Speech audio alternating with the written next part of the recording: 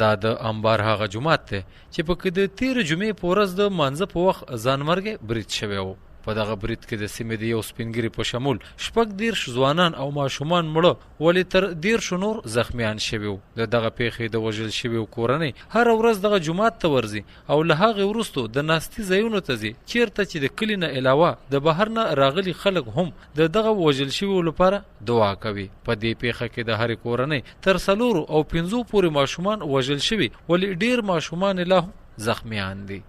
مشر زوی چې کوم وهاب ورپسې نعیم ورپسې شهاب بیا مشتاق و کشر. دا څو کلن به داسې؟ دا تقریبا دا یو د داسې 20 کالو به تقریبا، نو دا هغه تقریبا دغه 17 کاله عمر به. بیا دا بل چې کوم دی شهاب دا هغه به تقریبا 14 کاله عمر و. بل مشتاق چې کوم دی کشر و دا به تقریبا 12 کاله و.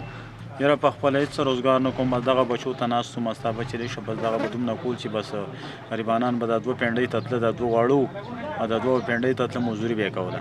څه شي مزدوري کوه؟ نو بس دغه بس چې څه به ورته میلاو شو نو بس دیاړۍ کې به ناست و، چوک کې به ناست و چې څه دیاړي به ورته میلاو شو نو هغه یې کوله. ډېر سپینګیري وایي چې د هغوی کلی پایخان د ماشومانو په لوبو ښایسته ښکارېد او نن هم هغوی د حجرو دروازو ته بیا ګوري چې ګنې ماشومان به لوبو لراشي، خو نه خو لوبې شته او نه ماشومان.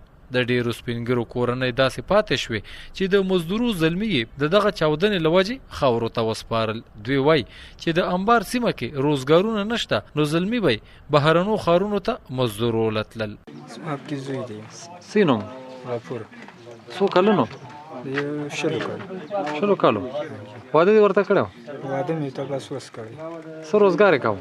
بس دغه د پنډۍ مزدوري پیدا کوله، دغه کاروبار اوس مونږ د جزۍ.